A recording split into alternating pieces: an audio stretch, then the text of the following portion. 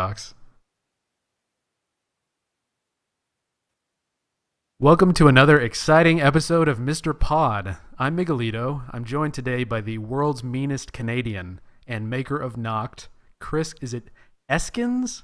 Yeah, you got it. You're like the Eskins. first person to get that. Yeah. So I won't be as mean as I'm usually. Well, You know, the meanest Canadian, I think, is probably the nicest American. maybe. Well, come on now. All right, you said it. I didn't. No, Canadian I would never say that. I live in Texas where people are nice. If you're white, I guess. And Whoa. and I can say the people, at least in video games, Canadians are some of the most polite people. We're born with it. We don't want to be, but you know, it's in our DNA. We don't have any choice. Yeah. So, Well, okay, for Mr. Pod viewers, which is like 7 people, who might not know who you are, oot. Chris is making a game called Noct, which was successfully kickstarted and is being published by Devolver, kind of a big company. And okay, if I were to ask you in exactly 11 words to describe Noct, what would that be? Uh, Probably 11 nopes. Nope. That would be like the Nope. best Nope. description I could give. Yeah, so just nope, nope, nope, nope, nope, Nope. nope, Nope. nope. And 11 words? Oh man. Why this is is this an so this why is is an this so ambush. It's a specific? math Yeah, this is question. the ambush. Oh man, you were supposed to. All right, so there's no lead up to it. Warning. Okay. It might be over 11 words. You know what? It's a lot of people have said it's like mini Daisy, and that's you know what? That's kind of how it came about because my friends and I were avid Daisy players, and we'd go in there and troll people, grief people. When they added cannibalism, we like played for 2 days and tried to track people down and eat them. And that game has a lot of interesting stuff you can do in it. But some of the most interesting stuff to us was like loot hunting and obvious surviving. So we just didn't like the whole Arma engine thing. That aspect of it kind of hurt it for us. It's Okay, still a great game. I'm gonna stop you. You know how many more words than 11 that was? I know, but I'm Canadian, so we're gonna. If you let me ramble about it, I'll ramble. Yeah, I think calling it Mini DayZ sort of cheapens it, because really the Hey, the only similarity. Well, no, I would say that Noct has a lot more to it in terms of the actual like fighting experience than DayZ does. I think psychologically DayZ is a superior kind of a game, hmm. but there's really not much to it other than the fact that they stumbled across the Arma map, which was just wonderful. Well, I guess like for me, like for us, the short version is that we wanted to take the fun aspects of out of DayZ and just kind of put that into that same feeling you get from playing DayZ. At least we got, and just turned out to end up having giant monsters that want to eat players, and it spiraled out of control from there. So Yeah, I think the monsters are awesome. I mean, which is nothing like DayZ. DayZ is very shallow, just kind of a standard zombie kind of thing. But in that kind of a game, in DayZ, the most dangerous thing is the other players, and hmm. it sounds like if nothing but just the perspective, it almost makes you want to cooperate, just because maybe it appeals to a different. Well, if you don't co-op, then you'll just you'll get eaten together, right? Yeah, that makes me The wonder. AI is such a threat. that And make in DayZ, it wasn't a threat at all. It's like, oh, here comes some more zombies. Yeah, that makes me wonder if people would have been less assholish if they actually had a substantial threat. Because in DayZ, once you get established and you're like flying around in a helicopter, the zombies really aren't an issue anymore. Yeah, But yeah. some dickhead on a bike with a rocket launcher could like take you down no problem. Wait, talking about a bicycle bike, Yeah, like yeah, ride dirty DayZ, where you, that's the way to go, because of it's like a course, stealth car, absolutely, they never hear you coming unless you ring that stupid bell. which you have to. You have to do Yeah, it all of the course time. it. Yeah. So, did you have any prior development experience? I mean, you had this idea to do this thing, and then you just said, "Okay, well, I'm gonna just shut down Uh, my life and work on this thing." I attended various game jams, and I just messed around, and uh, I made the game because I wanted us to have something else to play. That's that was the drive for making the game, not to have it blow up, not even to have it be published by Devolver Digital. I didn't even know that that could happen to an individual. So yeah, that was my previous experience, and So yeah, and that you just went to game jams where yeah people were yeah making games about like skipping rope yeah and we made yeah we would make the most messed up stuff, and I don't know, you just try to, it's more of like a social gathering, right? Meet other game devs from your area, and they have something like that in Texas, I'm assuming, right? It's oh, I Austin's don't kind of know. like a I don't go to those. I don't I don't socially reach out to these people. Indie people are weird, man. Like Oh, these it's are true. strange people. Oh man, it is true. Yeah. Well, how long have you been in development on Noct specifically? I've been telling people it's like a year and 6 months now, because I had to learn programming while working on Noct, and that's because I didn't want to like hire a programmer to do it, just because I had bad experience with that. So I was like, okay, I'm going to do this myself. If I want to make the Yeah. game I want to make, then I'm going to do it myself. And so that ate up a lot of time. And then it kind of had to turn into Noct, right? So it really wasn't over until like I launched the Kickstarter in 6 months, and from going from like TigSource and IndieDB, where it actually got a following, and started to really become something that the development on Noct accelerated. And I was like, oh, okay, well now it's for money. So now I really have to now I Yeah. really have to treat it professionally. Well, So you mentioned something earlier that I've always talked about, because I've been in software development to yeah, some extent for maybe, I mean, nearly a decade now. And the one thing that I will attest to is I hate collaboration. And if you have something that you want to make and all you are is like a visuals guy, it's never going to be what you want because yeah, the programmer is going to say, well, I don't feel like that. yeah, Or I don't understand why you want that. And then it's not your vision anymore. You're just making pretty graphics for somebody else's ideas. yeah, And so I would recommend if you have big ideas, at least unless you've got money to pay somebody that will be your employee, you really have to know how to write code yourself. yep, Um, and there's no replacement for it. I and I tell people every day, you can't just say, oh, I want to make video games and go sketch in a notebook and be a game developer, because you're not going to make your own games that way. You're going to be making somebody else's games, and that doesn't sound fun to me. no, you have to be able to wear those other hats, even though it's like really not a comfortable experience at all. But I say that I like had a bad experience with it. It's not.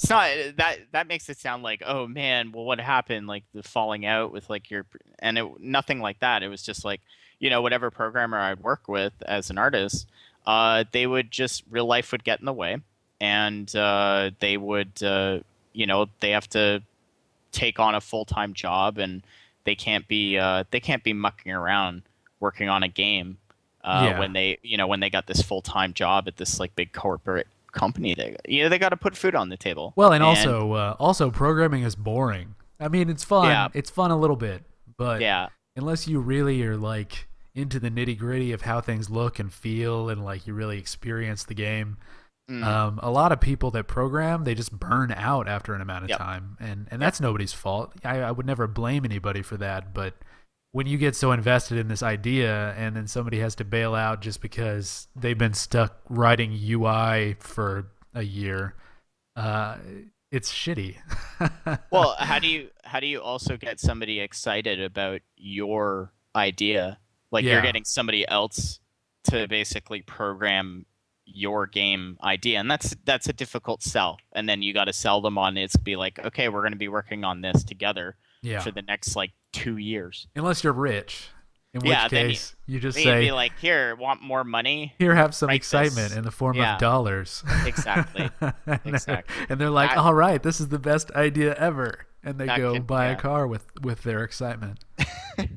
yeah. So are you? I mean, having gotten this far into it, and really been in like full control, are you still enjoying it after this much time? Like every bit of code that you're writing, is it still as exciting as it originally was? Yes, because for me, it's my baby. So every, well, as like as well as I do, is working on like a developer on your own project, your own thing. You can become disenchanted with it, but at the end of the day, when you add a new feature or something that you really wanted to see in the game, it kind of re-energizes you back into it. Yeah, no, I have noticed, and even just taking a moment, I learned from watching the development of a game called Starbound Oh yeah, that yeah, occasionally the developers would just make something they know is not going to fit just because they think it would be fun at the time.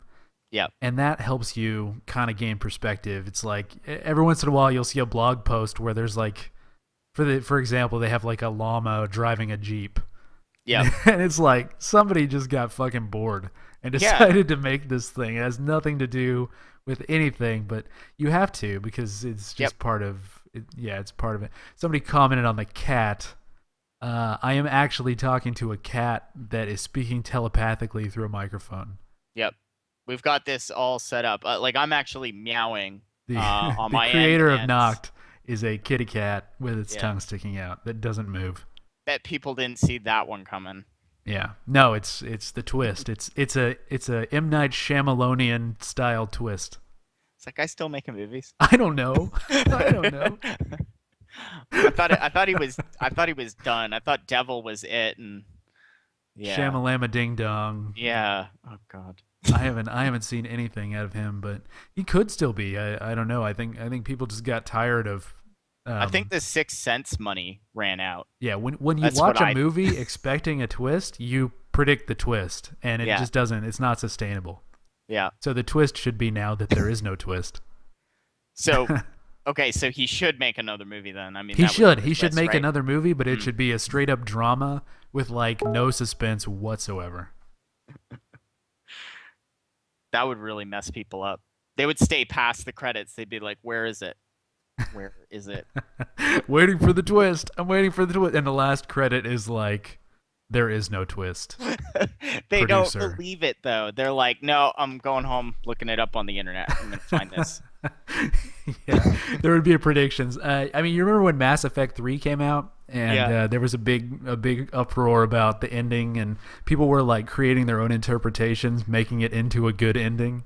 Yes. Yeah, I And remember that. so that's what happened with They're the like, "No, Shyamalan. that was it, guys." They're like, the twist was that he said hello, and he mentioned earlier as a child he was afraid of the word hello. Like, no, that's not a thing. And thousands of people are like, "Oh, yeah, okay, I get it now." Yeah, right. Yeah, exactly, No. exactly.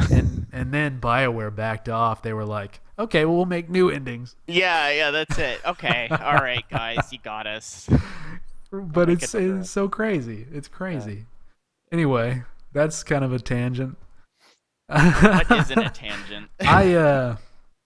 I'd like to draw attention to I think your main social media experience with Noct, especially that you were talking about, was Imager, where you Yes. used Imager really to kickstart your project. Yeah. And I have recently gotten into Imager, trying to post things and like kind of emulate your experience, and found out that really my ideas just must not be as cool as yours. And I was like, there's no way you could get people on Imager to look at an image. And then I looked for your game on Imager, and you have like 350,000 views to some of your things. It's it's yeah, it's really weird. I So mean, I was I'd like to call bullshit on the Imager people. I that's you know what? That's all bots. I just run a giant bot farm, and I It sent like works. 300,000 views to those through bots. I believe Uh it. I believe that's what you, because I refuse to admit that your idea is stronger than mine. It doesn't. You know what? With Imager, it doesn't come down to that though. This is of course my uh, personal view on it. I don't know the back end of Imager or how any of that system works, but Yes, you do. I secretly work at Imager. I Uh, created Imager as a ploy to launch this indie game. that's right. That was the whole reason behind it. No, it's random, right? I've been posting images on Imager, for a while for Noct, like since it back when it was like just zombies and there were no monsters, and I was like testing basic code on there, and I was just bouncing it off people because it seemed like a quick way to get get fast feedback, and you could quickly respond to it. You didn't need to get followers on Twitter or anything. You just put it out there, and then people would be like, "Oh, this is shit," and then there'd be a guy like that goes, "No, this is awesome," and then it would just battle it out. And I looked at how many views it got and how many like responses, negative or positive, and I'm like, "Oh, it's good, quick feedback." It's a Yeah. random audience that sees it at a random period of the day, Well, that's what and then that's your I feedback. will say. You live by the quick feedback, you die by the quick feedback because the That's it. internet is a scary fucking place. Oh yeah, yeah. We And don't like we don't even want to go there. That the nature it's of scary enough. the guy that clicks on your image in that like 8 second window where it's actually on the page Yeah, could be Hitler or it could be Mother Teresa, and and you don't know which one is making a comment about saying how they like it or they and don't that's like it that's or what makes Imagers so cool. I yeah. mean, that is really, and I posted on Reddit and stuff like that, and it was okay, but now they've been clamping down on stuff so much. It's like I don't even want to go to Reddit. Well, Like I don't even want to. let's talk about Reddit, because I mean I've never really been fully immersed in Reddit before, just because I don't believe in promoting other people's shit. Yeah, yeah, And like a very basic core fundamental principle of Reddit is that you're not talking about your own things, yes, but that means that the majority of stuff said is coming from people that aren't experts. yes. You got And, it. and so it's kind of inherently a flawed system, in my opinion. Yep. But I understand why they would do it. I mean, you don't want a bunch of people going on there and spamming their blog about fish every day.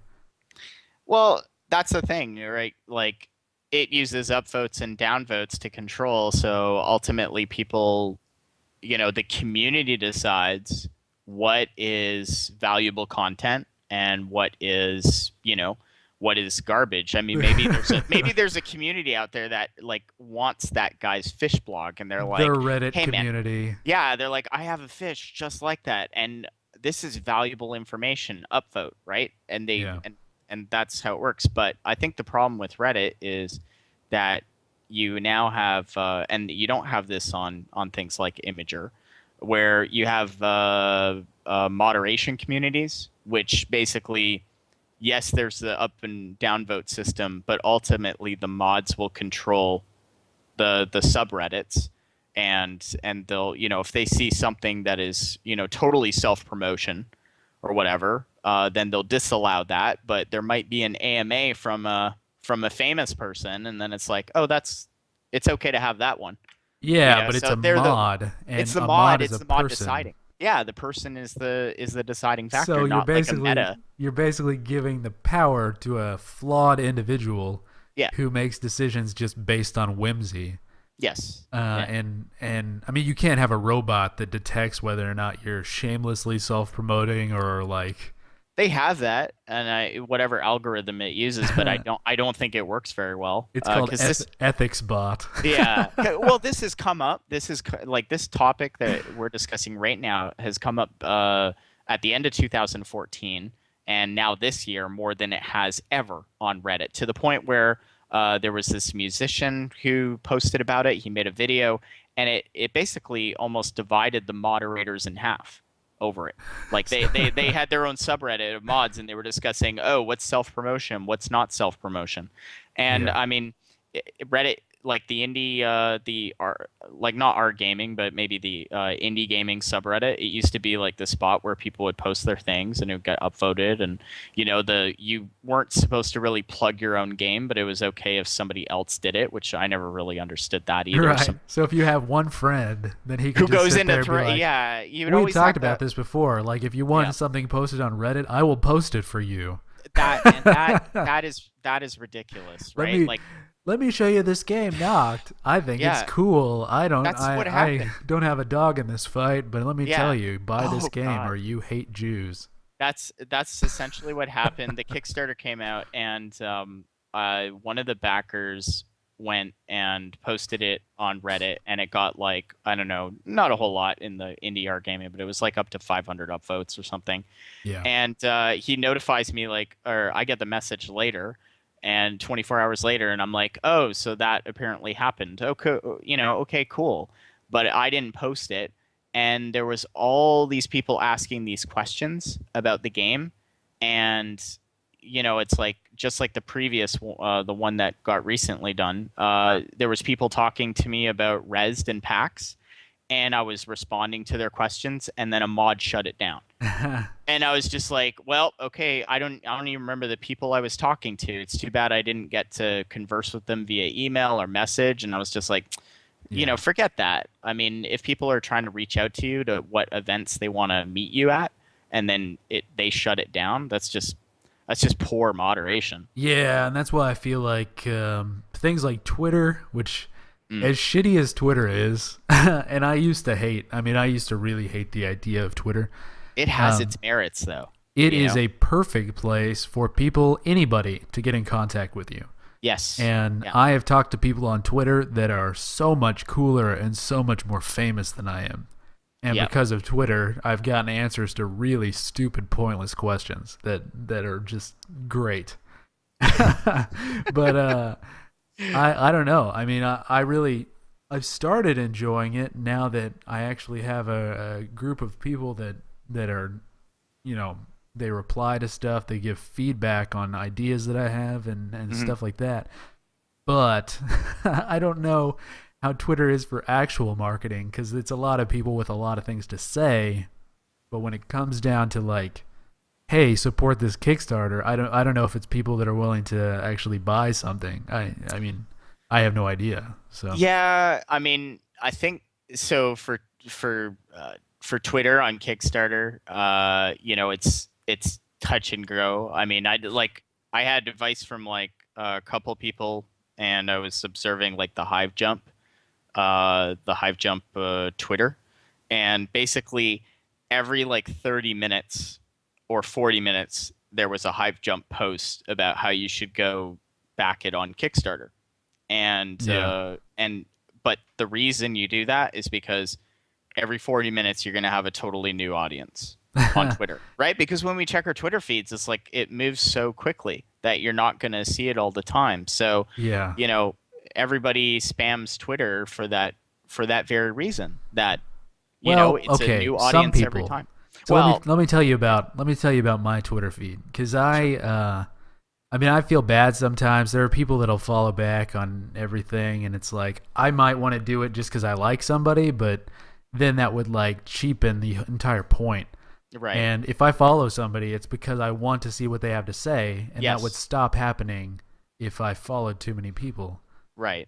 Yeah, because it would So get drowned out, right? and people, they tend to take offense these days. Like I get 10 follows, and if I don't follow them back, I lose 9, and that just it's like I'm not trying to make friends with everybody who follows me. I do look if somebody follows me, I check them out and see who they are Yeah. because you see a lot of cool people that way. But um, you know, it's just not I have people in real life that I care about, and I don't want to lose what they have to say just because somebody posts pictures of donuts all day or whatever.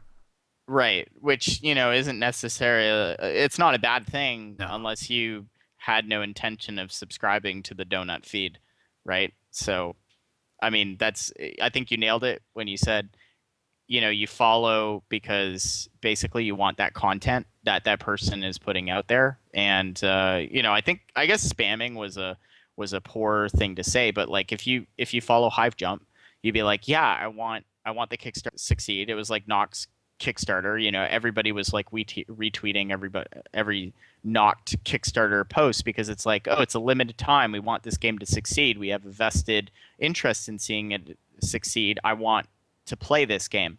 So of course people are going to, you know, spam it, right? They're And gonna that's they're always gonna retweet. funny. It's Yeah. always funny when Well, people are putting up Kickstarters and it says in the Kickstarter, well, if we don't meet it, we're still going to make the game. It's like, why the fuck are you taking our money then? yeah, yeah. Well, there's always that. I mean, if there's games that are like, if they're taking like, I don't know, they're asking for this huge amount and it's like a one person making it, and they're like, that's my budget, because it's my solo project and everything.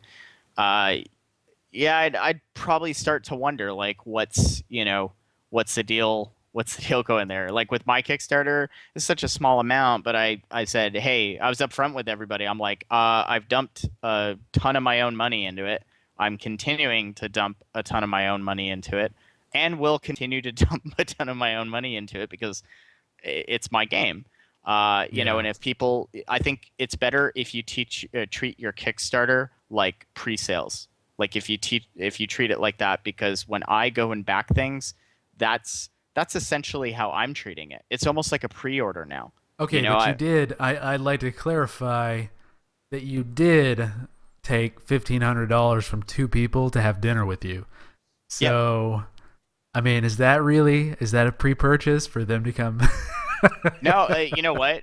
If they wanted, so here's the thing with those higher tier platforms, you get a lot of people asking, and I was surprised by this. Like they were like, "Oh, is there any way I can back more on the project? I want to see it succeed." And I'm just like, "Okay, well, what else can I give you so that I can give you tons of copies of the game, but I that will seems kind have sex with you if you, but not for money, not for for money, for Kickstarter funding. So it's not yeah, it's prostitution. not It's prostitution if it's I'm Kickstarter doing funded. it for gratitude that you let me make my art. You're just a patron, and I have sex with patrons because I find them attractive. Exactly. No, well, we got two Kickstarter backers, and I've been And you in had sex constant with. no, I've been in constant communication with one of them. We actually had one other, but he backed it after the fact, and I tried to talk him out of it. But he's a fellow developer, and he was just like, no, I love what you're doing, and I respect that. And you know what? I look at this and I'm like, I'd do the same thing. I mean, Yeah, for I mean, any other project. I spread mean, the wealth is kind of that. I mean, there's a it's such a sentiment. it's a There, small amount to make a game, like to make a game. So if you can give to other projects, which I happily do, yeah, because and even if I don't receive updates from the game, I'm like, well, whenever it does come out, I would love to play it. But if I backed it for like 15 or 10 or $20, I'm like, what, that's a couple trips to Starbucks. I don't even really notice it. Indie games are so inexpensive for what you get out of the value yeah. that why would you bet? It's not like you're buying $70 AAA titles, every single Kickstarter. Well, Uh, and Kickstarter's recently had their regular the I guess the regulatory body relaxed because originally it was kind of difficult to get on Kickstarter and really get authorized to get going. And in that time, because there were so few projects, you saw a lot more like explosions of millions of dollars type of a thing. And so you still see that occasionally. I mean, recently with the Pebble funding, did you see that? I've seen them. I never got in on any of them because I tend to like, we go to Kickstarter and I don't really even browse Kickstarter. It's Yeah, like I don't have time these days, but I hear about a game through a fellow a developer or someone. They'll be like, "Hey, check this out," and I'll see it come up on a feed, and I'll go and back it. But yeah, I am aware that Pebble Pebble is there. Pebble Time has Yeah. 11 days to go, and they've made $18 million. Wow. So I would just like to say that this is a company that has already made money, that has money to build products, and they accept it. But you know what? If they use your justification, really all people are doing is pre-ordering watches, Yeah. and Yeah. they're giving them a discount. Now, I don't understand it because I don't know anybody under 40 that wears a watch. Yeah, I don't wear a watch, and I don't know. I would sooner wear like a bracelet that holds my cell phone like a fucking power band or something. yeah. Yeah. It's I mean, it's really remarkable that they're up to 18 million. I just hope it doesn't end up like that other project, the oh god, it was that wireless that key ring, or no, that ring, that wireless ring that would do gesture recognition, and you could control stuff in your house, like any smart device, you could Bluetooth it, and it just turned out to be such a disaster of a ring. The Yeah. release was just terrible, and they took a lot of money from people, and people got this thing and took it out of the package, and they're like, first of all, too big, it doesn't fit anybody's finger, and they're like, and this thing looks like it was cobbled together from the worst materials Oh my known to god. man. I just looked over at the Twitch feed. I saw that Butch is now defending watches. And so apparently Oh no. the watch is the only thing that is useful that goes on your wrist.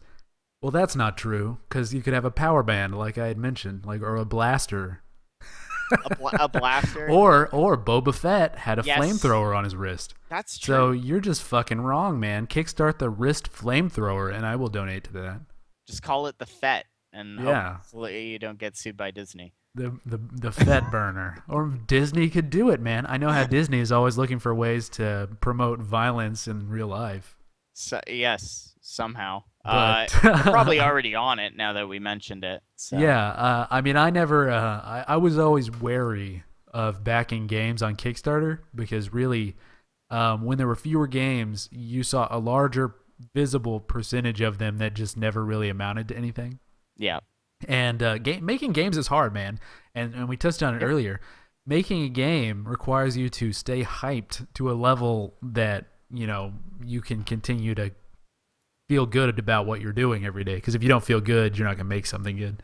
Yeah. And so when Shadowrun Returns, I think was the game, when that came out and it was actually as expected, as intended, I kind of changed my opinion. I felt like they really set out and did something and made something within their budget, and they didn't take on a whole lot of other funding besides Kickstarter, and they actually made a game that was pretty decent.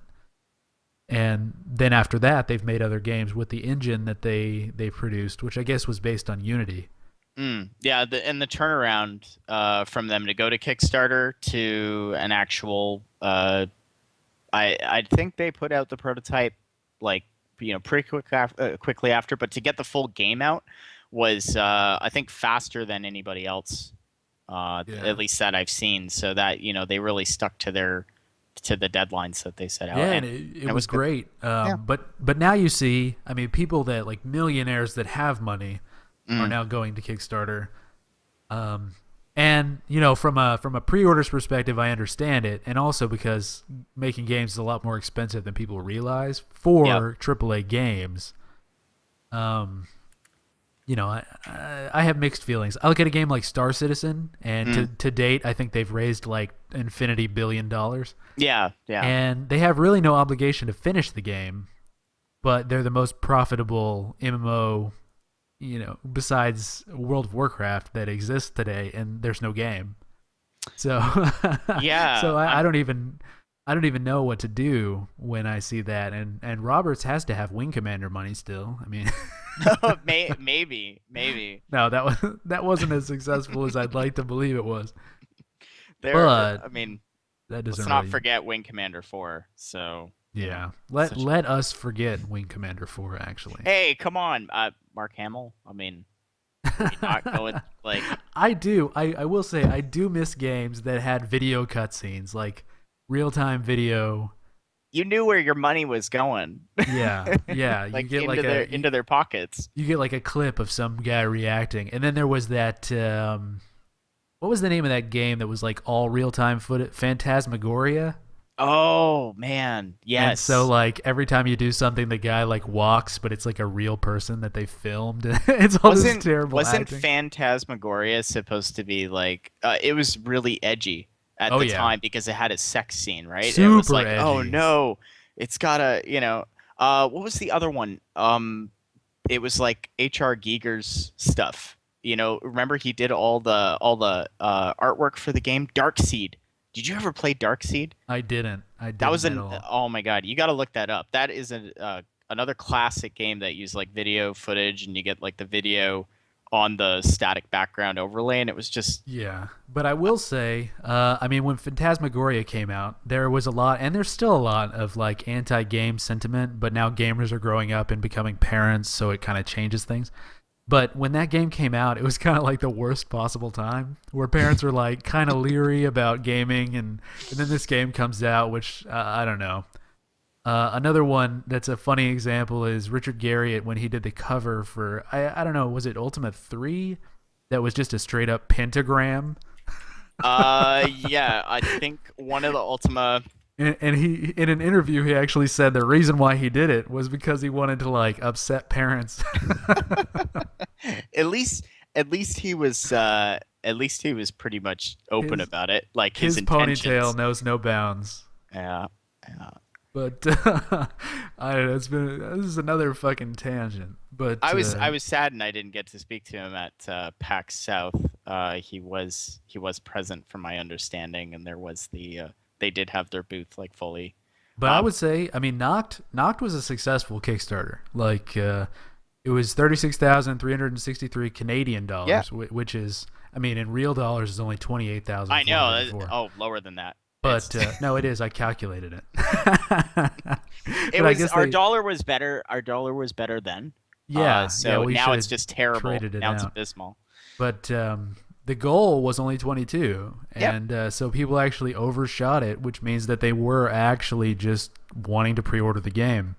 Yeah. Well, and see the stretch goals, right? At least like Yeah. the first stretch goal on there, which is just like expanding content. Yeah. Now, Basically. now the genius Gavin Woolery, who's making Voxel Quest, Yep. posed a very interesting idea to me the other day, where I put up a Kickstarter campaign for $1, and then literally every feature is a stretch goal. Wow. Yeah. Kickstarter's interface isn't really the best for that. No, So I do just it. think it would be really funny to say like, I don't need your money, but I will take it. I think, yeah. I mean, you could. It's not a bad idea. Thanks for the dollar.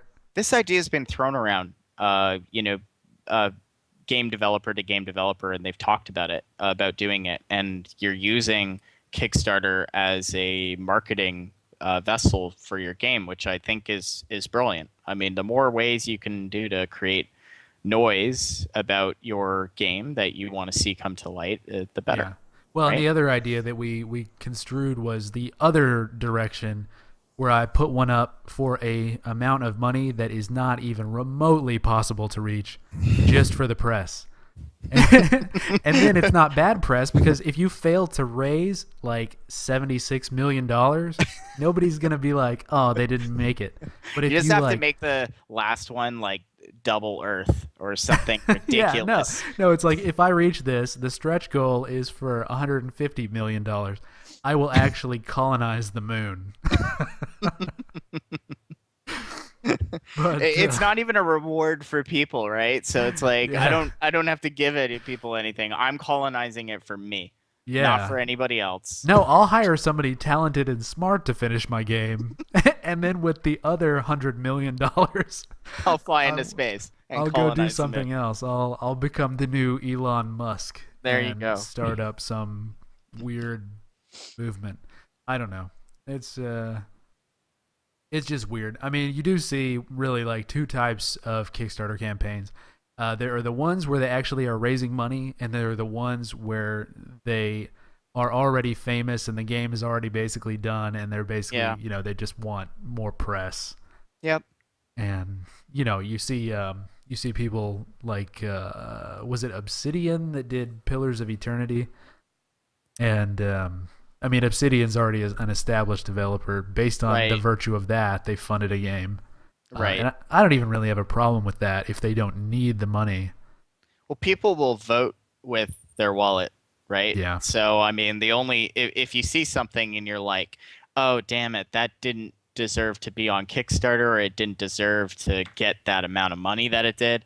I mean, you just voted with your wallet there, and you didn't give them any, but there's the 70,000 other people who are like, "No, they deserve it. I'm going to give Yeah. them." And You know. there was a while where if you had voxel in the name, if you had Dark Souls in the description, you pretty much, it was insta fund.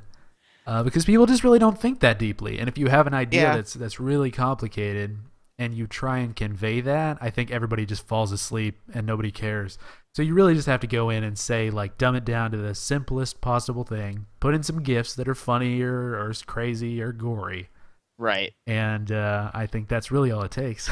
Well, have you seen, like, you say that Noct's Kickstarter did well, but have you actually seen the analytics of you can pull it up on like KickTrack or KickSpy. Was it weighted towards the end, It or did terrible for 15 days. There was like nothing, yeah? and But much like it's Imager, it really only matters that one person who knows a lot of people or who a lot of people know. If they say something, that's really all it takes, and then it just snowballs.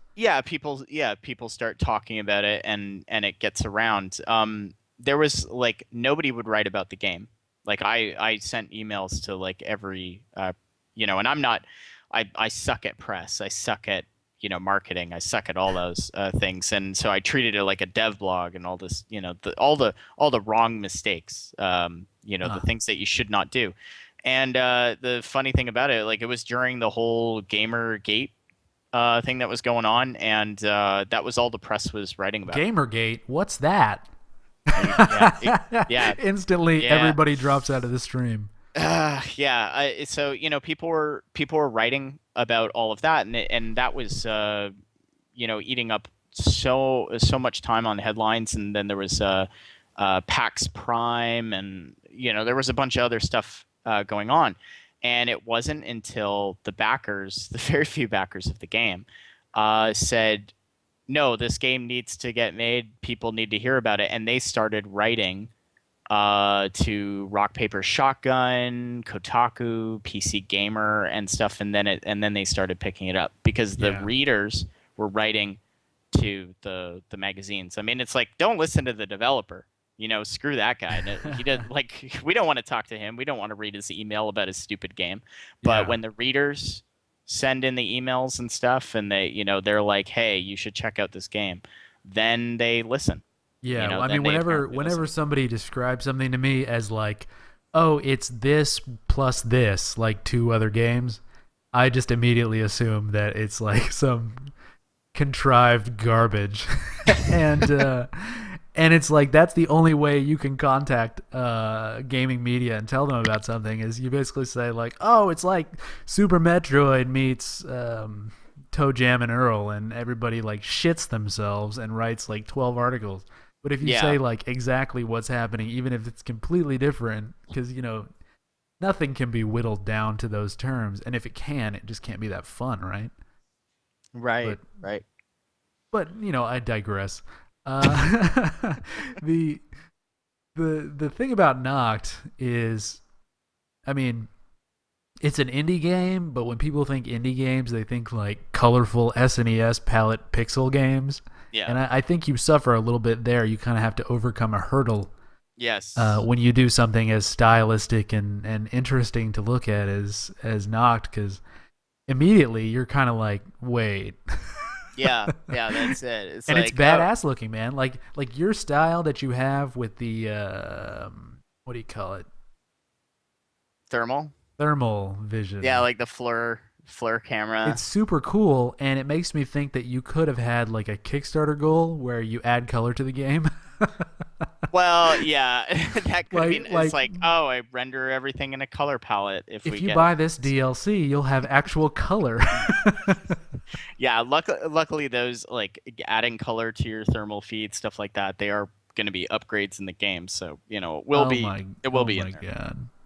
But But you not know, realistic color. Just like no, it's just like Fleur thermal does have color, but it's called false color, right? So it yeah. just predator people know it as like predator vision, right? So you get Yeah. like the dark, it's like deep oranges, purples, stuff like that. So it's just about getting the palette super authentic to the actual Fleur devices, and that's when I'll add it. When it is perfect and I'm looking at it and I'm like, yeah, that looks exactly what Fleur has on their like weapon sights and all their cool gadgets, then I'll be like, it's Those perfect. Yeah. Hukina in Twitch directed me to a Kickstarter campaign for $10. And it's 10 Canadian dollars. It's not even Yes. Yeah, they'll buy you some like Tim Hortons. I know. Infernax, which is an 8-bit flavored horror game, horror ARPG. Okay, I need to see this, so maybe I should hop on the Yeah, Twitch stream because I really want to see this. Can you send me the link? it's in the. Oh, I guess you're not I on don't. Twitch. Yeah, it's not now. I'm gonna jump on. Okay, I will send it via our secret message sending service that we use for secret indie messages. Make sure you use meows so that it Yeah, transfers back and I understand it. yeah. Everything I say is being translated by a digital sword that you're holding. That's that's it. Okay. Oh god, what were we talking about? I don't remember. Or rambling about Noct stuff. Okay, Okay, so what do you think separates um these games like Hyper Light Drifter that make a whole lot of money, and then games like yours or other games that just reach the success level and then just stop? well, I mean, Hyperlight Drifter was just so damn pretty. Like it is a really pretty Not everybody would agree with that, but it's not the prettiest pixel art I've seen, especially not the prettiest on Kickstarter that I've seen. yeah, I mean, but I think it's more in like the eye of the beholder, right? I Like guess. we all like some people, okay, so some people look at Noct and they're just like, what is this crap? Where's the color? And then there's other people who look at it and they go, "Oh man, that's really gorgeous. Don't change it. Do not change a thing about the aesthetic." Well, I think a And lot of that has to do with the knowledge of thermal vision and things like that, where some people might just think it was a weird design choice, but it's kind well, of a there logical one. yeah, I mean there's some people who look at it and they're just like, "Oh, it's night vision," and they get it. And then there's other people who are just like, "Oh, I don't understand this, but I love black and white games." Like they Yeah. just have this, affinity for black and white games. And I think there's also the time difference where we're talking about the Kickstarter bubble. And could a game, if Hyperlight Drifter went to Kickstarter now, would it achieve the same, would it achieve the same viral nature? Would it achieve the same amount of money? Maybe not, because now there's been so much bad press about Kickstarter that people are, you know, they're less willing to back stuff on And there. then and then the Oatmeal's cat exploding card game makes like record breaking numbers. Well, that's the funny thing about it. The card games and tabletop games where there's a prototype already made and people can see what they're going to get. They look at it, and probably the same way I look at it, I'm like, it's a card game. If you manage to screw that up and not release cards, then I don't even know what happens. Like it's like, how hard is it to do this? Because they don't have to program the cards. They don't have to worry about localization. They don't have to worry about releasing on platforms after you release all the support that has Well, to go with it. originally when I saw that it succeeded, I was thinking like, what the fuck? Because I didn't know anything about it. But then I got on the page and I immediately recognized the art. Yeah. Yeah. And that guy's awesome. I mean, like, God, I forget his name. The dude who does the Oatmeal comic. Yeah. I mean, Yeah. he's a genius. It's like everything he does is perfect. So Yeah. you I got to found imagine out the through card it. game is perfect too. Yeah. So, I didn't find it like through Kickstarter. I found it through the Oatmeal's comic. Like he put up a comic for Exploding Kittens and said, "Hey, this is going live. It's a thing." I think a lot of people backed it just because he's doing the artwork for it, and he carries a lot of weight with his comic. yeah. Uh, he's got an awesome personality too. You know, the guy is just wicked. Yeah, So he's a real nerd's nerd. yeah, yeah, yeah. I think so. That's meaningful to me. I appreciate a good nerd. I'm looking at this Infernax 8-bit flavored horror ARPG, and I gotta say it's pretty cool. It's got me intrigued that he's they did $10 Canadian. Which I means love that it's going to be a very polite game. I love that stretch goal chart. It's beautiful. It's just like $10. We got it. We're good. I didn't look. Anything out past here, thank you, but no, we're good. Yeah. Yeah. I mean, it's cool. That's exactly what we're talking about, right? I mean, Yeah. game kind of Living a the fun- dream. Well, But people were making their indie games in their basements way before Kickstarter, and funding them themselves and getting them out there through like blood, sweat, and tears, and making it a reality without that funding. So, well, Kickstarter's just another vessel that you can use. But do you get a lot of demands from people that gave you money? I mean, do they? Because I've heard some things from people like community managers that manage these larger projects. yeah, And that just the community comes in and they decide that they no longer like the direction your game is going, and they're like, I gave you money, you owe me this feature, and they just like totally don't understand that $10 doesn't buy them a video game. right. I think you have to go above and beyond for your backers. What I want you to do right now is I want you to talk shit about the people that gave you money. Oh no, another They're horrible. ambush. They're assholes. No, you know what? It'll never happen because they've never ever once during the entire campaign have done anything remotely close to that. They've been like, I've watched other campaigns, and the comment section is like brutal. The developers get a little beat up. They have a community manager that they hired because out of the Kickstarter funding to deal with it. He or she probably doesn't get paid much because the Kickstarter wasn't a lot of money. So I just imagine them being like, "Oh man, I'm only getting paid this tiny amount. I can barely eat, and I have to deal with this, these thousands of angry people." So that's never happened with the campaign. I immediately want to navigate over to the Goddess Kickstarter page and Oh look and man. see what people have said. It's like Peter Molyneux is the devil, and I want to eat his brains. Yeah, some of the stuff on there was just I was like, you'd read a couple and you'd be like, yeah, okay, I can see this guy's point of view, and then you see the next one and you're like, too far, buddy. I'm not a cannibal. Everybody It's I cool know if that's hates your you. thing.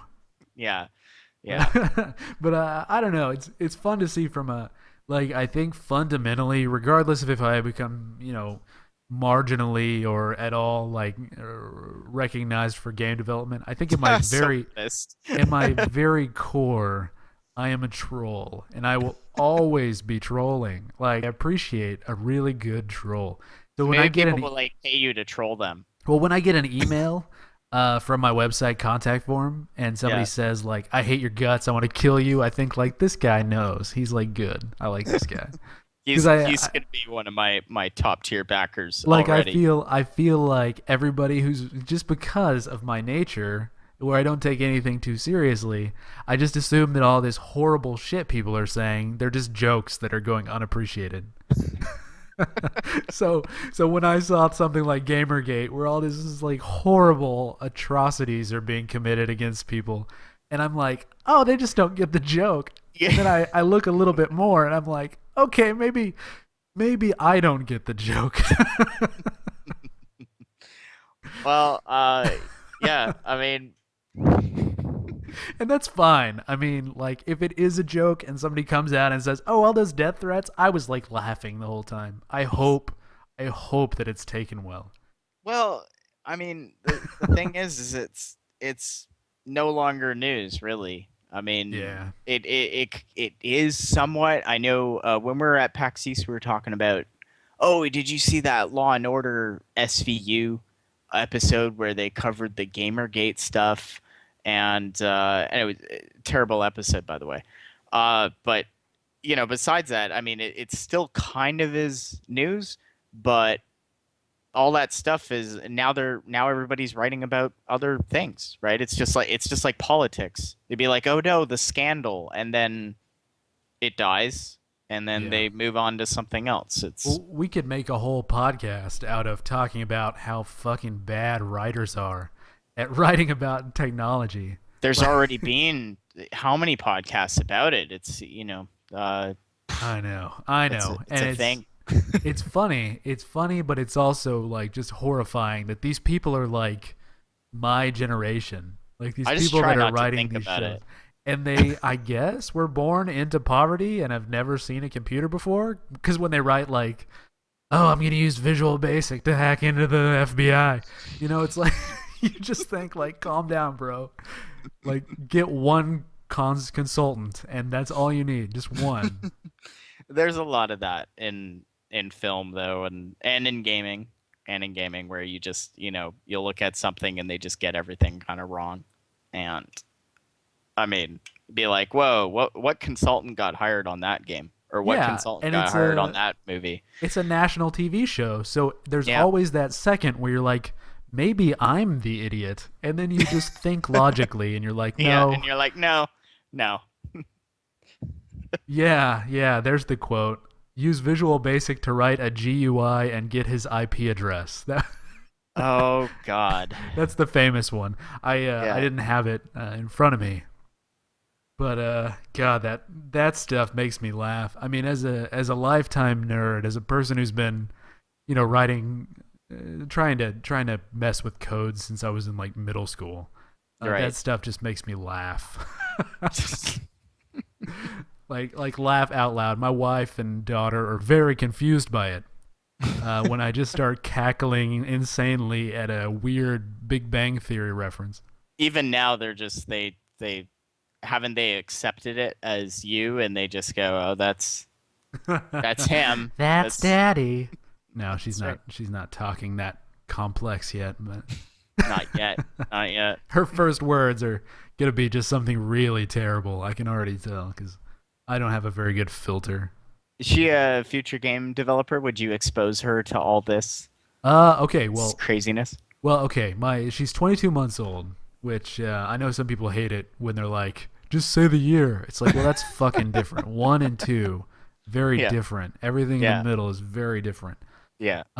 She sat down on my computer the other day and opened up Pandora and started listening to like Nirvana or something. She was just like headbanging in my chair, Seriously. and I have no idea. Like, she just does it. Like, she's smarter than I am, or You know what that something. means, right?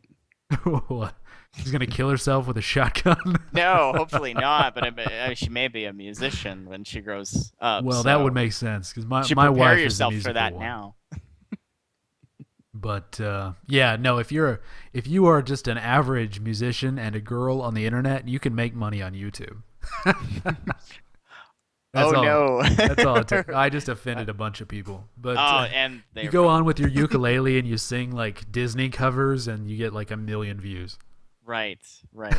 I've seen those. I You know. can show you the world. Oh my God, let's pay this woman. Well, that's again the type of thing where it's like people ask me my opinion on that and stuff, and I'm just like, yeah, I just don't really think about it. I just I have a just don't. blindfold. That's right. That's right. Well, you kind of have to do that. I mean, I don't see color or gender. I just see hotness. I like when I set up that the Kickstarter, and I started uh posting some of the bigger images on Imager.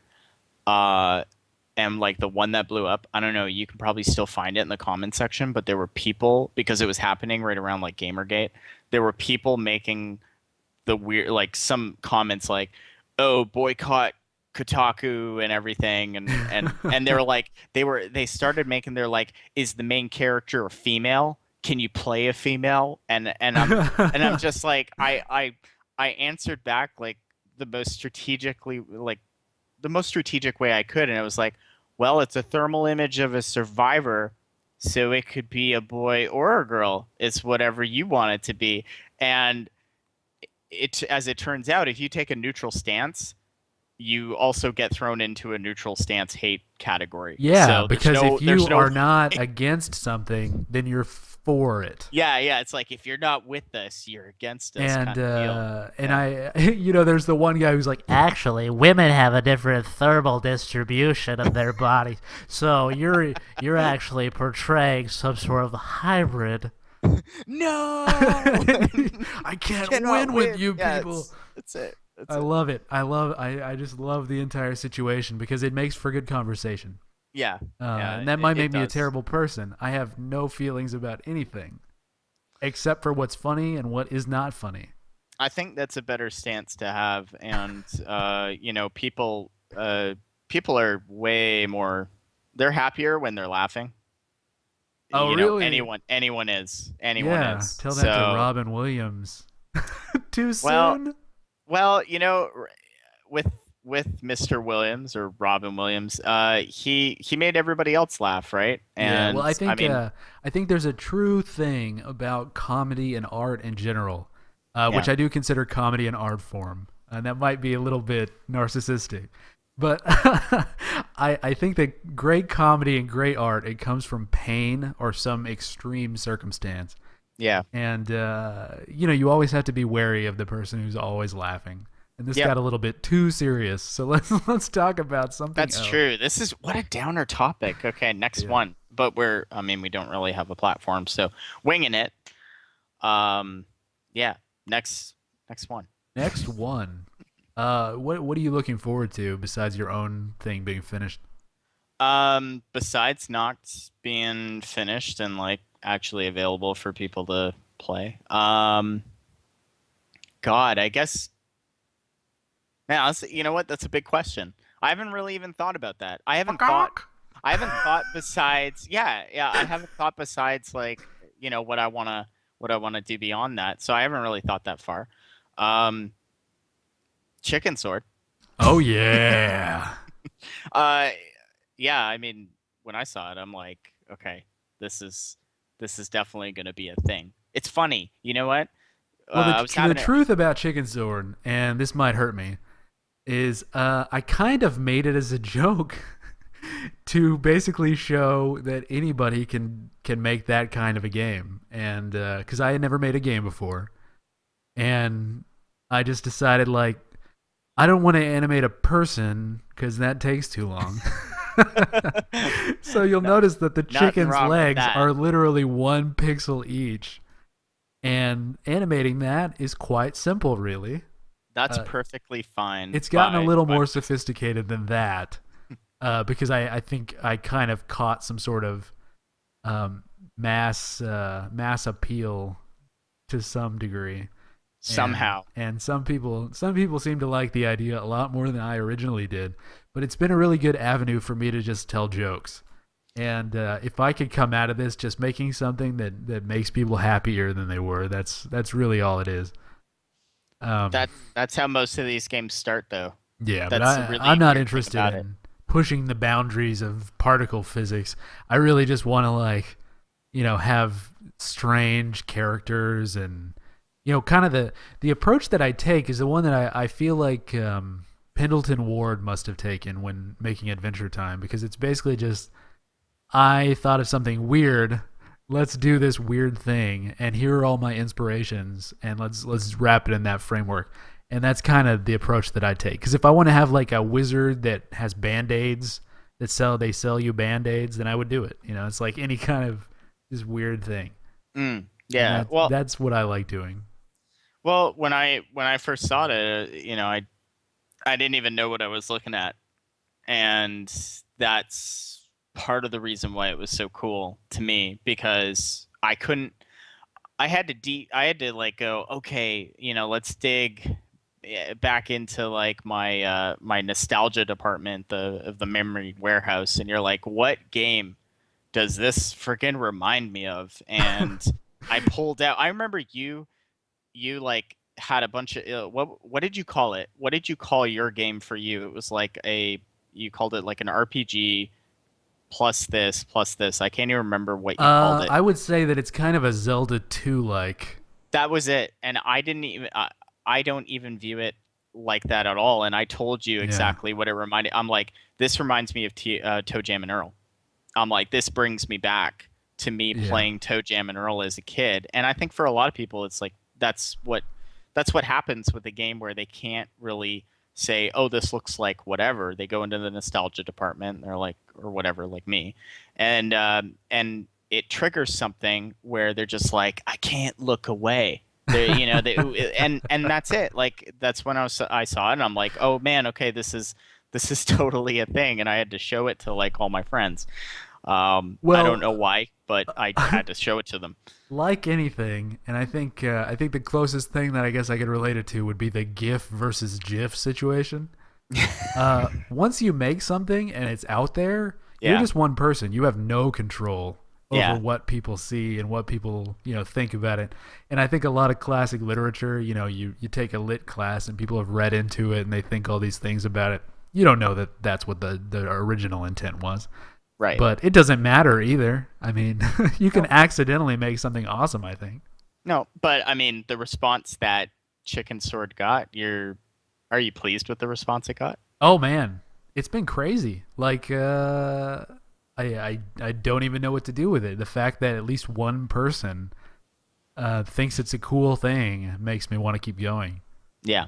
And somebody on Twitter said, Rex on Twitter said, really cool watching someone successfully walk the tightrope on some minefield topics through tough prompting. So I think that was probably sarcasm. Yeah. So Oh I well. wanted to. No, I'm not even going to say what I was going to say. I don't Oh want to go to well. jail for this. But I was trying to create a tough prompt, and then all of a sudden it was like my mind goes straight to horrible things. Oh, whatever. But yeah, Oh well. moving on. Yeah. Is there anything else that you're looking at? Have you played what was the cool one they came out? Hotline Miami 2 yet? Yes. Yeah, I I binged on I it. really like the first one. I haven't had any time to do any of this shit. And I think when you have kids, which I only have one, I mean, imagine how hard 2 or 3 or whatever it would be. I don't have time for any of this. All of my No. development, everything that I Yeah. do takes place after midnight. The only time I really got to play any games, with the exception of like Homeworld, I set aside like an evening for Homeworld, and the other times were like literally at PAX. I got to play some games from other developers because they were at the booth, and I could literally go, okay, I'm gonna walk over and play for like 10 minutes on this game that is like I've never seen before, and so at least you could do that. But yeah, like finding time to play games when you're making a game, and of course with you having kids, it's like an impossibility. Yeah, and I love games. I just hate games. Like the problem is all of my memories of video games and the time in my life where I was just obsessed with video games, that those games weren't that good. They weren't as good as I remember them being. But Or you went back and played them, and you're like, it hey doesn't man, even this was matter because crap. if I did, I would be disappointed. But if I Mm. play anything else, I'm twice as disappointed. Oh no. And there's just really been nothing to me that has been like life changing. Like Ultima Online, for instance, was one of those games that when I played Ultima Online the first time in the Mm. 90s, I was like, oh my God. Yeah. And since then, there has been nothing that has given me that feeling. And so I think if you make games from that perspective, from the perspective of I don't like video games and I want to make one that I do like, I don't think you could be steered wrong. Now it doesn't necessarily have to be that negative, but like when you're making Noct, were you thinking like this is what I would do differently. This is what I would, instead of this is what I want to copy, you're like, this is what I would want to change. Yeah, yeah. I think as game developers, Excuse every me. bless you. I think as game developers, everybody does that. I think that's one of the main. Like you look at other games and you go, how would I do that better? Or Yeah. how would I do that differently? Not necessarily better, but you're making the game. Here I'll counter this with a question. Do you make the game because it's what you want to play, or do you make the game because you think it's what other people would enjoy? Hey, I can only assume that everyone is exactly like me. So That's it. if That's you it. start positing in your mind like, "Oh, I know what other people are like even Yeah. though I'm not like them," then Yeah. you're thinking like an alien. Yeah. And if an That's alien made a video game, it probably wouldn't be very fun. yeah. I like to think that most game developers are like they make the game that they would want to play Well, you themselves. say most, but I think most games being made right now, first of all, are for the mobile platform. But secondly, I think most of them are made just to capitalize on somebody else's idea that was successful.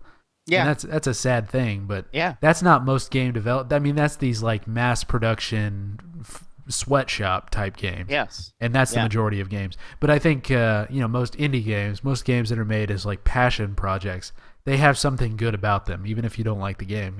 You can tell that they were cared for. This is So, the part of this is the part of the podcast where it'd be great if we had a triple A guy in here and yes, we could literally go, "Hey, we're indies. We when we're doing game development, we think about this. yeah, and Is then that he ridiculous?" calls his publisher and asks him what the correct answer is. Yeah, and they go, "Oh, no, you can't say." Well, according to Electronic Arts, I don't have an official statement.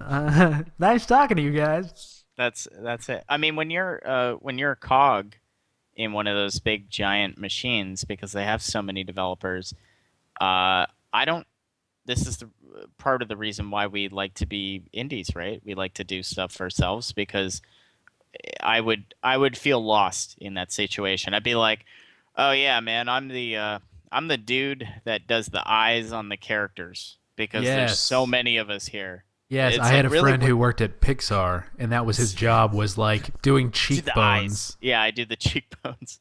Um, I know there's people in those positions that all they do is they do like rigging of like models, Yeah. and oh my god, that job would suck because I know I do it, and I'm just like just to do that job, it But just not only feels so. that, it's completely unsustainable. I mean, the fact that these people pay 200 developers to make a game and then have to fire half of them when the game is Yeah, over, I it's know. just not something that can keep going on. And every time they do that, they keep feeding the indie movement. They don't Hmm. realize they're doing it, but they're leading to their own downfall. Yeah, yeah. Well, there's a couple games out there that have started steering towards how indies are, right? They think of their development now more like an indie would, and one of those games was Alien Isolation.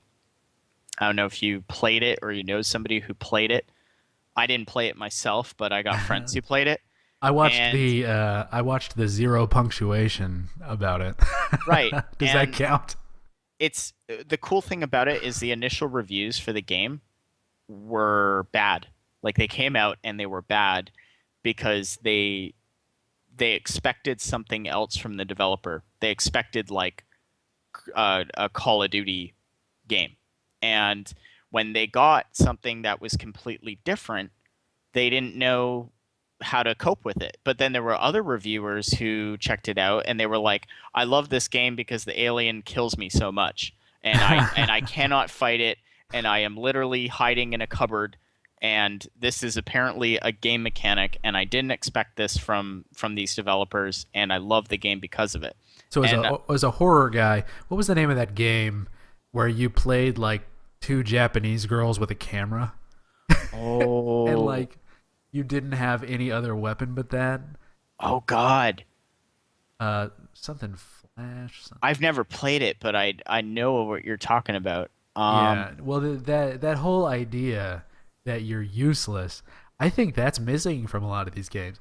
Yeah, Like when I played Dynasty Warriors 2 for the PlayStation 2 when it came out, and it was like mind blowing and awesome, and there were so many people dying all over the place. yeah, I thought immediately this would be way cooler if I was just some peon that was yeah, also dying. You know? yeah. That's what people, they people are starting to get that about Noct. The fact that your survivor is insignificant, and Yeah. you will die a lot, and you will watch Unless people you die. band with other people.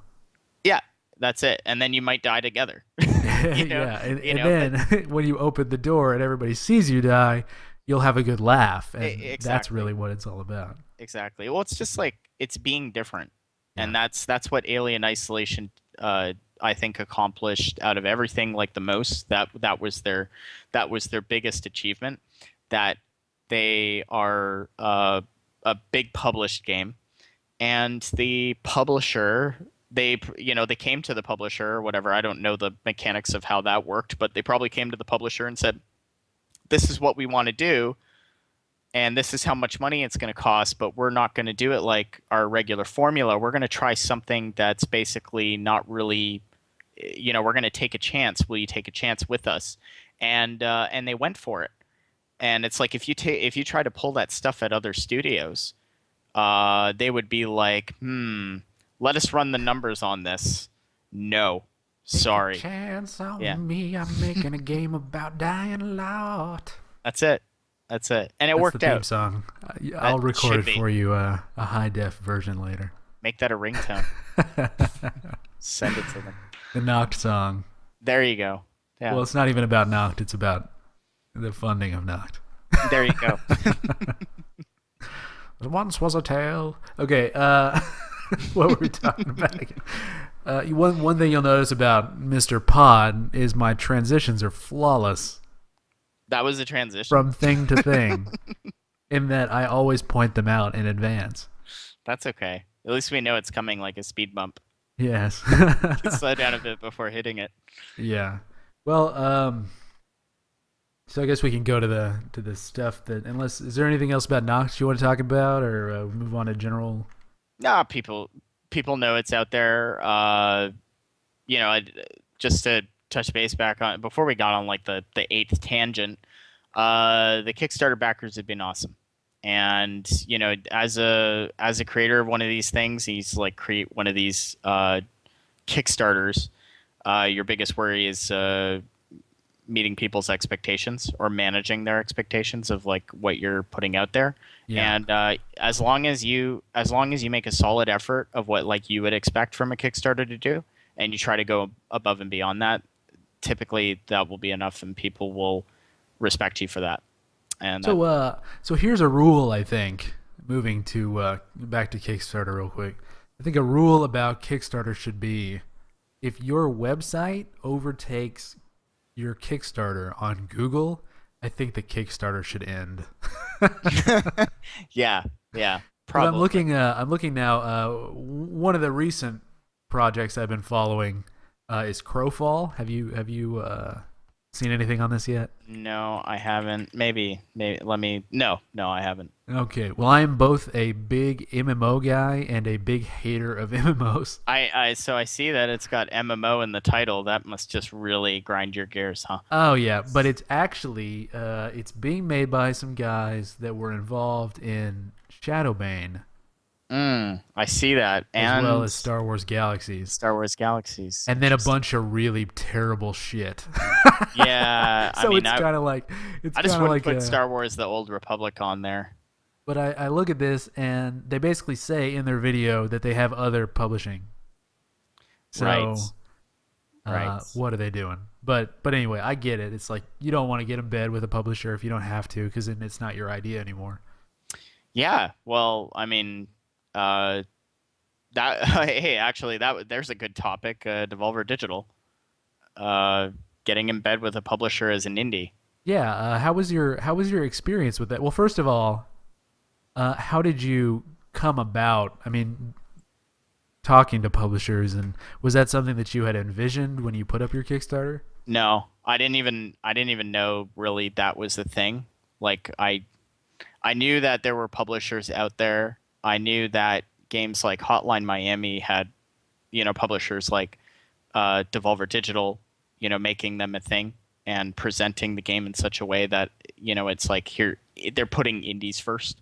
And there's other publishers that do the same thing, and it was becoming a thing. But I had no intention of going with a publisher because, to be honest, I was just like, oh, why would the publisher want to get behind my game, right? Yeah. They probably get swamped with titles. Why would they care about my game? And I can't exactly remember when it was, but they tweeted me because I didn't receive their email, or they were like, "Hey, you didn't receive our email," and I had already been in talks with a couple publishers that kind of reached out in a similar fashion, and I didn't know what to do with it. Like I had the publishers, and I'm like, okay, I started asking people for advice, and they're like, I don't know, man. I've never been in that position, so I don't know what to tell you. They're like, just be careful with contracts. That Looks was their like we advice. made it. Yeah, that's it. That's it. So That's great. I mean, and really, when somebody like that approaches you, who has so much recognizability, I guess. yeah, yeah, It almost feels like a win-win. Like yeah, you almost, I mean, it's like you almost just want to give everything away just to have the exposure. Because I yeah, think the key ingredient to success is success. yeah, yeah. And if you can ever attach yourself, and I think Hyperlight Drifter, I wanted to touch on that earlier, is a lot of the reason why people were so drawn to that. A lot of the reason why people were drawn to what was the name of that other one? Oh fuck! This is gonna make me look bad because I'm drawing a giant blank right now. Oh no. Star Mazer Oh yeah, is yeah. Okay. because really it comes attached with a bunch of people that kind of have their own fan bases. And in Right. Hyperlight Drifter's case, it was Bo Blythe and some other people, and people familiar with all their ideas individually. They come Disaster together. Piece doing the soundtrack. Yeah, and That's another thing. So. I think that that just kind of comes together, and 1+1 = 3. Yep. It just exponentially increases your success. And when you attach yourself to somebody like Devolver, who's put out so many things that, especially indie people, recognize, Yeah. I think it just helps. Well, one of my But biggest worries was how are the backers going to respond to that? yeah, and Because I think if it was somebody else, if it was like EA, no, then everybody would be terrified. yeah, But that's it. you're not gonna worry about the people who put out Hotline Miami. You're not gonna worry about them neutering the hardcoreness of your game. No, they're making it. They're making it better. Yeah, They're making it better. They're the reason that the game was able to go to PAX. They were the reason the game was able to go to Rezzed and ended up at South by Southwest. They're the reason for all that, and they're gonna, and the backers understood that right away. I was dreading like that update. I was like, oh my god, how do I tell people? But at the same time, I was like really excited to announce it, right? yeah, And the response was good. They were like, even it was so cool. I got to tell you, being at PAX East, again, this is like my second PAX that I've ever been to, and it happened at PAX South too. Having people come up to me, shake my hand, and be like, "I backed your game, and I'm really glad I did." And it was just like, that's crazy. how do you? I can't even cope with that. It's just like you just geek out because you've never been in that situation ever. Like Yeah, you I mean never when I even get fathom. a tweet and somebody says, "Hey, I like what you're doing," I like run and show people. That's it. It's That's it. like, Yeah, you're like, bitch, hold quit on. showing me your phone tweets. Like, I don't want to see it. Like, but Yeah, look, this guy likes me, and they don't even know me. They don't know what a terrible person I am. Ah, but no, that's great. It's great to have. It's great when the people with buyer's remorse are shutting up about it. yeah. That's it. That's it. God damn. Bless you. Oh man, what's going on there? I've got those Texas allergies. Isn't it supposed to be like super warm in Texas right now? And It is. It went from last week. It was in the 20s, and that's Fahrenheit. yeah, yeah. And now it's I think it's like 70 outside. Holy smokes. which is a nice cool day in Texas compared to. Yeah. I mean, in the summer, it's like I'm about to have some trees removed in my yard, and a real concern is that removing the trees will increase my power bill. Like that's a legitimate. Everybody's like, "Are you sure you want to do this? It's gonna raise your power bill because the sun doesn't get deflected off the trees anymore."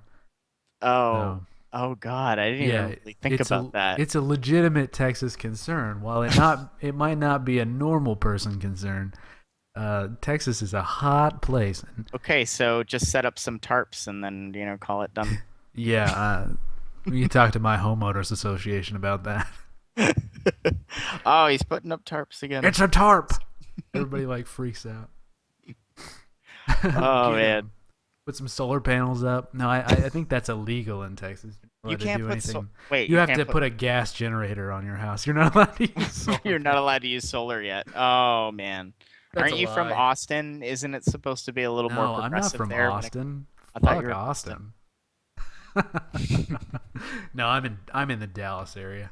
Oh, okay. All right. So But maybe it's not a thing in Dallas yet. no, it is. I actually have a cousin who's installing solar stuff in the area. I think it's a great idea. If you're there, you can take advantage of it. Yeah. Well, It's not like it it's hurts a token anybody. gesture. But then your cowboy neighbors are gonna look at you like, nah. We accepted you into this neighborhood under the condition that you weren't gonna be that guy, Obama. Just buy some guns to compensate for it. It'll be all good. Yeah. Or sorry, buy some more guns. More guns. Additional guns Additional guns. Be like, to look, attach guys, to my guns. I bought 5 more guns. It's cool. I put okay? out a GIF on Twitter not a long time ago that was a gun that shoots guns.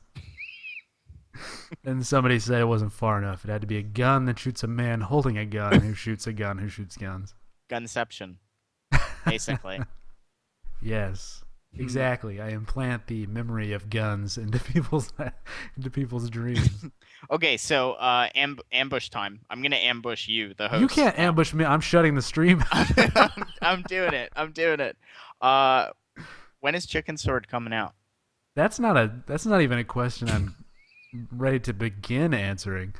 I mean, I will give you this.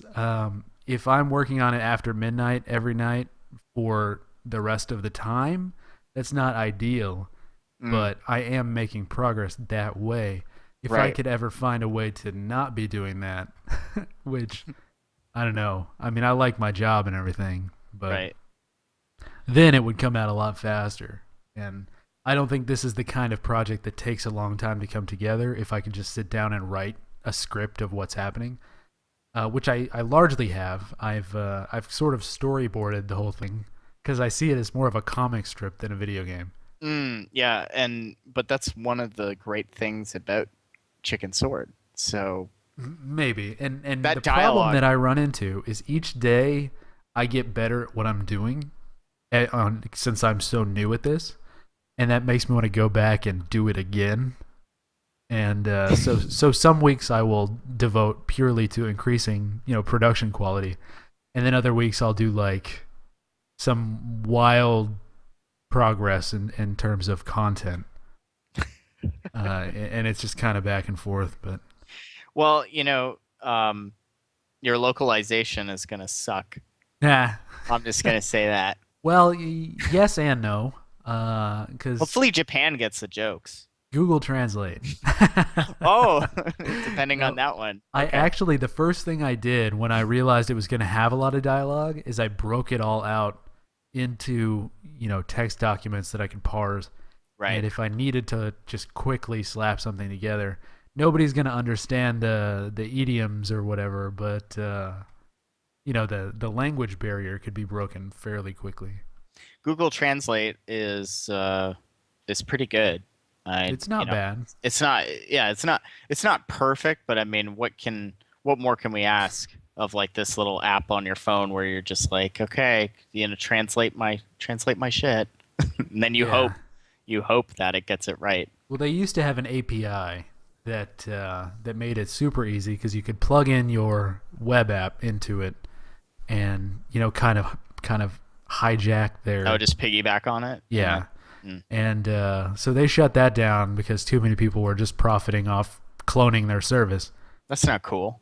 Well, it's just when you're successful, that's kind of what people do is they piggyback off your Right. success.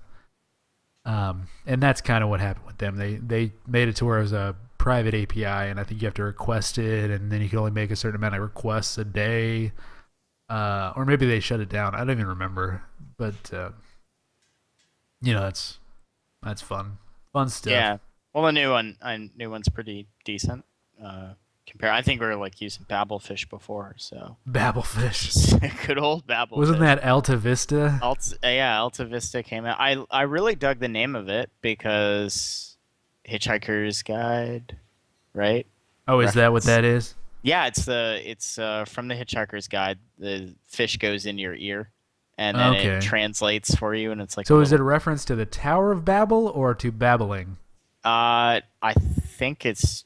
You know what? It must be the Tower. Knowing Hitchhiker's Guide, it's probably the Tower of Babel. Yeah, because I guess that was the story that makes total logical sense about how people were taken out of a tower and given different languages. Right. And such is the way that different nationalities were born onto this earth. That's exactly how it happened. It makes perfect sense. If you ever argue against it, then hell is your destination. Yep. There you go. And don't put solar panels on your roof. I like to sandbag the end of these things with stuff that will get me more in trouble than the beginning. It's like, okay, I'm just gonna say this, and then take to Twitter for the repercussions of what I just said. Nobody makes it this far in. We could say literally anything right now, and everybody's just kind of checked out. Except the people that have those 2-hour commutes to work. Those people actually listen to the whole thing. And right, they're this far. They're this far. Congratulations to those who made it this far. Yes, we will now continue. I don't know. Do we have anything else you want to talk about? You ambushed me with that question. Did I even answer your question? Between 1 and 2 years, probably. Okay. Yeah. There's the straight. So that's the straight answer. There you go. Wow, that ambush failed.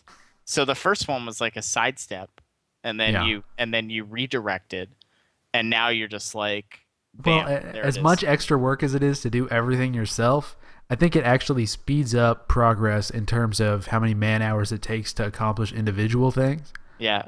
Because you can actually, your workflow is you make the thing, you put it in, you do the thing with it, and instead of saying, here's the graphics, and then somebody's like, what do I do with this? And then you're like, oh, well, you do this. And then they're like, oh, well, I'll implement this. And you're like, I don't want you to implement that. No, you just do it, and it's done. Right. You're like, this is what I wanted to do, and if you hate it, then you can tear it apart the next day and redo it. Yes, exactly. Yeah. So, I mean, I brought in other people. I've done some side stuff. I worked with a buddy and made a network implementation for Game Maker. Right. And it's working fairly well. It's much prettier than when you saw it. And so if co-op Chicken Sword is in the future, then it's definitely possible. But that'd be sweet. That would be sweet. I'm talking about this as if it's a real thing, and it's vaporware at this point. It is. It's still. It's going to be synonymous with vaporware. I would really like that. I remember you were posting the images up on your Twitter to the other project you started with your buddy. Yeah. Did you find like people are like, no, we want Chicken Sword? Oh my God, the backlash is like, well, there are no chickens. Oh, unfollow. Really, you got unfollows for like just I saying, get unfollows for everything. So okay, did you attribute them to that, like that specific, like you said, wow, I lost 20 followers because I posted a picture without a chicken in it. Damn it. No, you didn't have one of those moments. I think if I went on a long period of time and I did that, I could probably turn this back to like 0. But people are willing to forgive things as long as you lie to them and say that it's for something else. Oh, okay. There you go. It's like, oh no, this is going to be in there. Chicken Sword Arena. Ha ha. Yeah, totally a thing. Totally. Ha ha. You have a home office that you work out of, obviously, right? Like you're seeing it. my luxurious suite Damn, in the digging it. background. You see the French doors? Those were not original with the house. Those were installed Just later for just the for your office. just for the office, just for the Yeah. studio. Do you find that it's like I know you have your full-time gig. Do you find that it's more difficult to get to be productive at home when Uh, you're like it I ask depends. this to like all developers really. If it was work hours, I would be totally fine working at home. Yeah, Because everybody's gone. The child is at the daycare, and the right. wife she teaches elementary school. So if there are no distractions, I'm doing what I want to be doing. Like it's Right. fun for me to do this, and that's why I'm doing it. So it would be very easy for me to prioritize that. It's harder for me to work at home on things that I don't actually want to be doing. So it's kind of a double-edged sword. Like if I'm enjoying what I'm doing, I work a lot more at home. But if I'm Right. not, then I do nothing. Right. So you find like I remember like we were talking before, and you mentioned that you'll work into the long hours of the night Yeah. to complete whatever you're working on, and I think we both mentioned we're like, oh yeah, that's like the time when I feel the most productive because there's like least distractions. There's not a lot of stuff going on, so Yeah. it's the most ideal time. Between 3 and 4 a.m. is when I do all of my best stuff. And And I it's and I do it drunk. no, that's exactly right. I drink something I call Miggy Splash, which is vodka and Mountain Dew. What? I know it's not a thing that I would recommend to anybody, Oh but my I god, have I've to never stay tried that. caffeinated enough to focus, but drunk Right. enough to draw. Well, at least it's not Red Bull, so there we go. No, Red Bull is too normal. That American Mountain Dew is better than the Canadian Mountain Dew. It's Diet Mountain Dew. Oh, you're drinking the diet stuff? Get out of Yeah. here. No way. I refuse to believe that. No, I had to. Okay, when I graduated from college, Right. I was like 175 pounds, and I'm 6'1", Okay. so that's pretty slim. Yeah. And when I got married, which was like a year or so later, I weighed 205, Okay. and it was because I wasn't going and playing basketball with friends all the time and doing all this Right. stuff Right. and drinking like 9,000 Dr. Peppers a day. So I made the switch, and I'm not hefty anymore, which is nice. There's those people in those Dr. Pepper commercials, the American ones, and they look so thin. I wonder what they look like now. Well, they probably don't actually drink Dr. Pepper. I would hope so. Do y'all have Dr. Pepper up there? Is that something you even have? Because it's a Yeah, Texas we thing. yeah, we do. My wife hates it. She hates She's a, anything that like is close to like a cherry taste, like cherry cola, stuff like that. She yeah. can't stand it. But I freaking love it. I don't drink like as many as you do, but No, I don't I'm drink any anymore. no stranger to Red Bull, so that's my poison Yeah. Well, I had a for friend being growing up of. that lived a couple houses down, and his dad worked for Dr. Pepper corporate, so he always had like the Oh legit man. cane sugar Dr. Pepper, Oh man. and that's how my obesity was born. That's an evil friend to have. That's I just know, but yeah. I think this is becoming less productive and more chat. Yeah, true.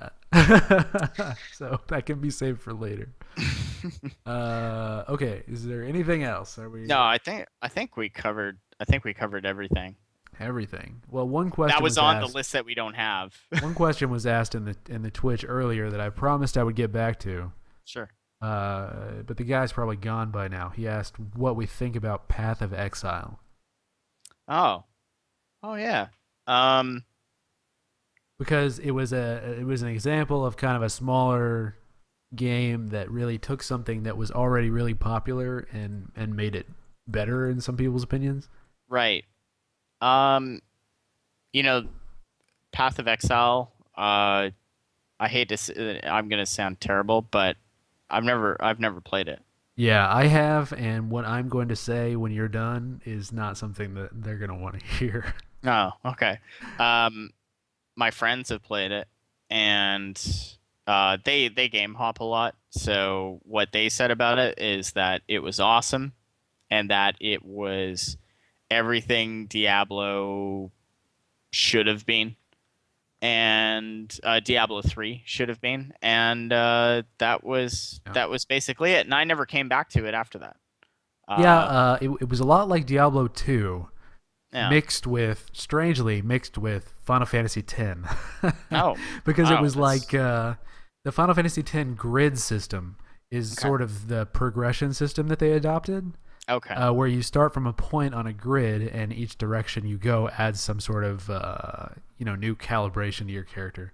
Right. And I guess people don't even consider to compare a JRPG to a dungeon crawler, but I'm doing it. I'm doing it. Uh, the the thing is, I played the shit out of Diablo 2 and I was fine with it. I can't stomach a game like that anymore. It's just Right. too much grinding. Right. And I at this point in my life, I can't play a game where the majority of the game is dedicated to acquiring junk to actually enjoy the game. Right. Okay.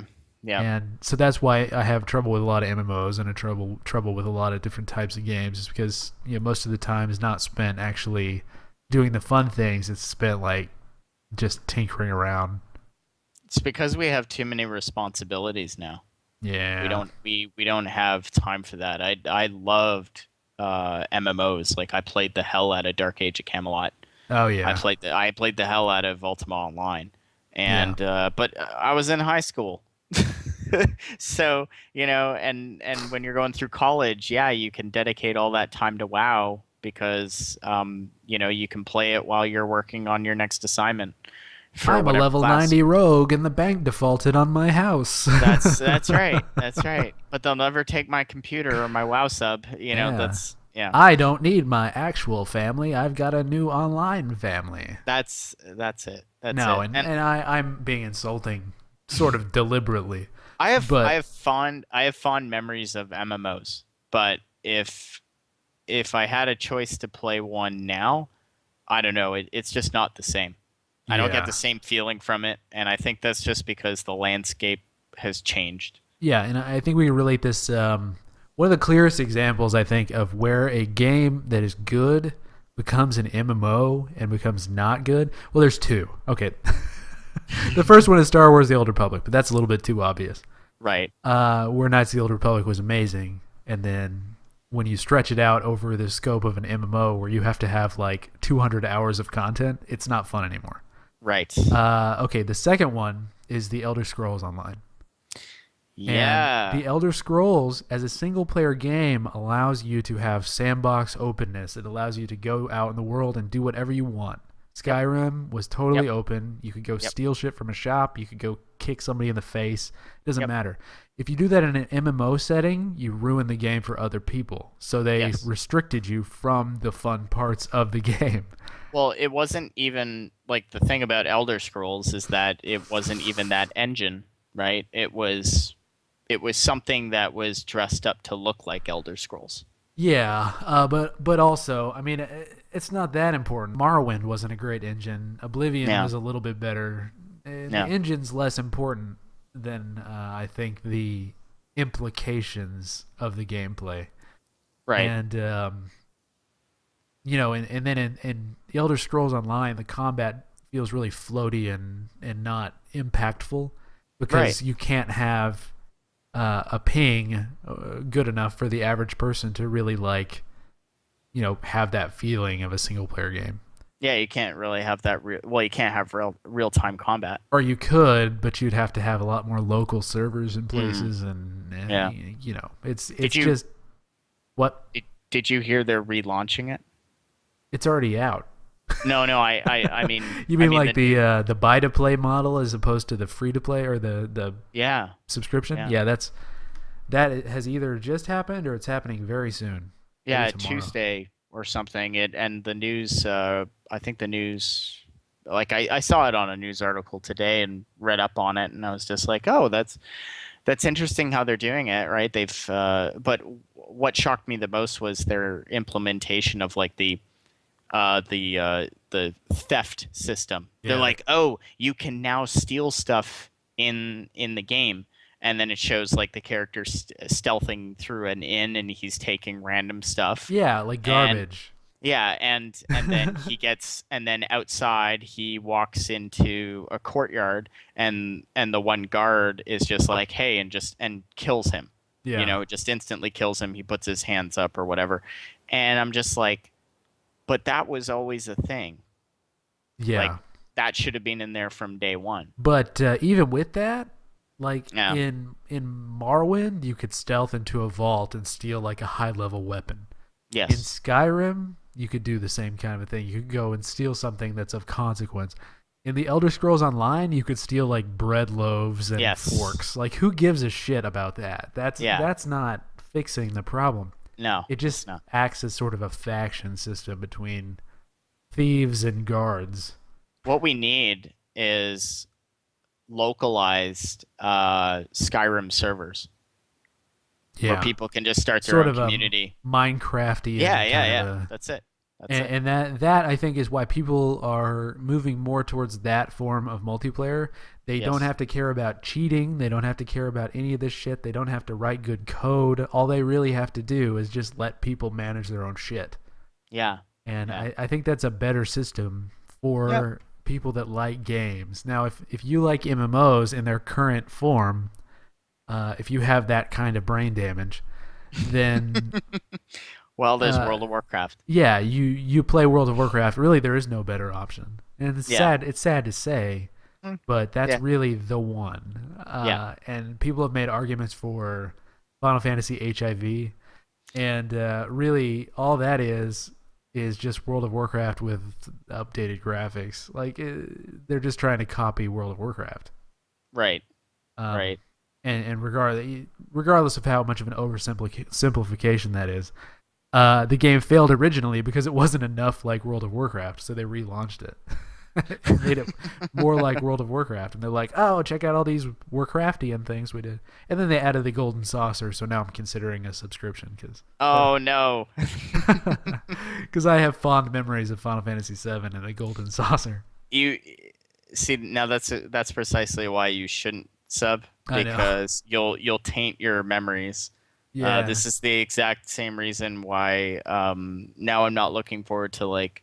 Well, I mean, that's kind of cruel to say because it's not out yet, but I don't know. I don't have high hopes for Camelot Unchained because my friend's a big backer of it, and he's kind of having regrets now.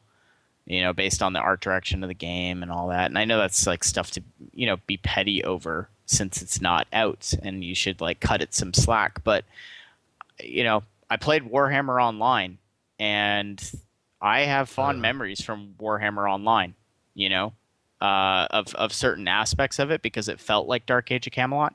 But Camelot Unchained seemed like such a switch that I don't even know where to begin with that game.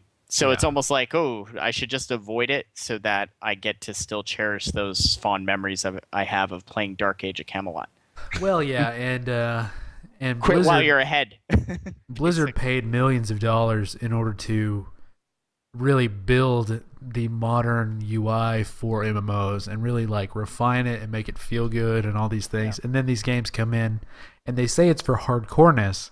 They just kind of like step back 20 years in terms of game UI and game feel and everything. And I'm not sure why they make those decisions and don't piggyback off the millions that were spent on making things feel good. But Well, yeah, they don't bother to make it intuitive. yeah, and the whole, I don't know. I don't even want to talk about this anymore. I'm just fucking I'm done with this topic. I'm fed Next up with MMOs Yeah. and all their.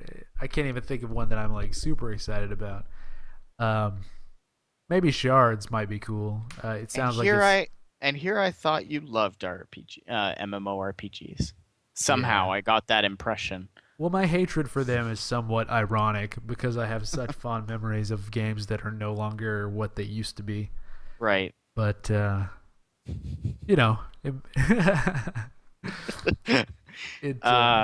Just you know what? Just hold on to the good memories. Try to forget It's just a quirk. Yeah. Anyway, so I guess we're wrapping this up. You can follow Chris at on Twitter at C3SK, which Hmm. means something probably. Probably. And It's just a handle that stuck. and So follow me at I Hate MMORPGs or at Mr. Pod Show, and get all the delicious tweeting about my Twinkies and donuts and things like that. you also get some chicken sword stuff in there. Chicken So it's sword totally worth it. stuff twice Totally a worth it. day, every day, all day, sometimes twice. 15. So many chickens. All right. Cool. Y'all have a good one. I'm shutting this shit down. All right. Bye.